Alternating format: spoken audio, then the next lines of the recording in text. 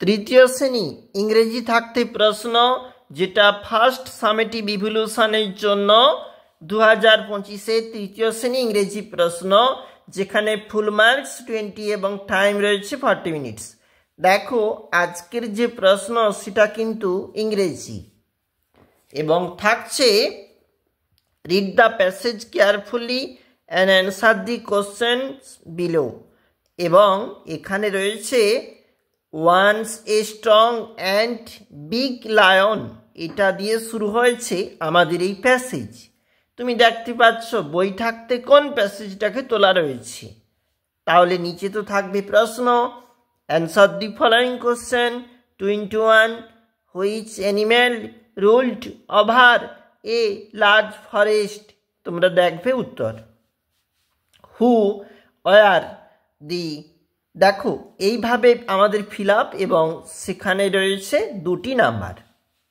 এবং বিদ্যাকে বলেছে two false, মানে যেটা সত্য মিথ্যা হবে সেগুলাকে তোমাকে ফিল আপ করতে হবে। এবং এর জন্য রয়েছে দেখো অবশ্যই যেখানে 1 নাম্বার রয়েছে কোনটা ট্রু হবে আর কোনটা ফলস হবে। এবং 2-এর দাগে arrange the letters given below to make meaningful word. এবং আমরা একটু লিখেছি যেখানে লেখা রয়েছে হর্স, শিপ, গোট, হাউস। তোমরা দেখবে এটাতে রয়েছে 4 নম্বর। চলে এলাম পরের পেজে। এই পেজে বলছে match the animal which their sounds. Animal রয়েছে, সাউন্ডস রয়েছে। আমাদের এই অংশটাতে কোনটার সঙ্গে কোনটা ম্যাচ হচ্ছে তোমরা দেখবে, এর জন্য রয়েছে 2 number. Fill in the blanks with a an. দেখো আমরা একটু বসিয়েছি a queen, an elephant, an inkpot, a hen, এর জন্য 2 নাম্বার।